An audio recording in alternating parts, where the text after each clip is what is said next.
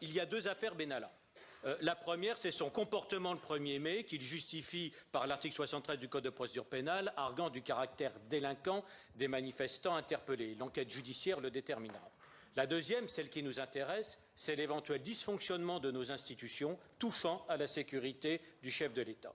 Alors des syndicalistes policiers ont parlé de barbouze, de police parallèle, et cela en rajoute en tout cas au malaise des policiers qui n'avaient pas besoin de ça.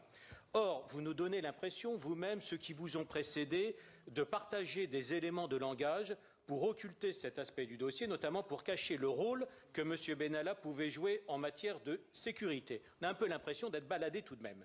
Et à vous entendre, il n'aurait été que le gentil organisateur des déplacements, et c'est ce qu'indiquerait cette note. Or, il venait non pas d'une agence de voyage, mais de la sécurité privée. Il n'avait d'ailleurs aucune autre compétence ou référence qu'en cette matière. Il était référencé au CNAPS. Le général Lisuré nous a dit d'avoir appelé dans la réserve de la gendarmerie, justement en raison de son expertise en matière de protection rapprochée. Il était d'ailleurs en fonction omniprésent à la préfecture de police où on traite, je crois, des problèmes de sécurité. Et malgré l'opposition du service de protection, vous avez vous-même demandé au préfet de police, vous-même l'Élysée, demandé au préfet de police cette autorisation de port d'armes. Et comme l'indiquait le président, cet arrêté fait expressément... Vous avez déjà débordé de 30 secondes. Service de sécurité, en totale contradiction avec la note. Vous décrivez. Donc il y a un des deux documents qui ne dit pas la vérité. Et quand les faits corroborent plutôt l'arrêté que la note, on peut s'interroger sur la sincérité des propos qui nous sont tenus. Je crois que ce n'est pas à chacun de faire son opinion,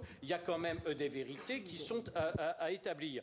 Vous nous dites qu'il pouvait coordonner des services de sécurité, mais nous sommes désolés, c'est la fonction d'un fonctionnaire d'autorité, et les policiers nous disent que le coordonnateur se prenait d'ailleurs le plus souvent pour le supérieur. Alors est-ce que vous pouvez continuer à nous dire que M. Benalla ne s'occupait pas de sécurité à l'Élysée? À ce moment-là, pourquoi avoir écrit le contraire? Et pouvez-vous nous certifier... Le secrétaire général va vous répondre. Vous avez terminé. Aucun contractuel. Monsieur le secrétaire général, vous avez la parole. À l'Élysée en charge de missions de sécurité.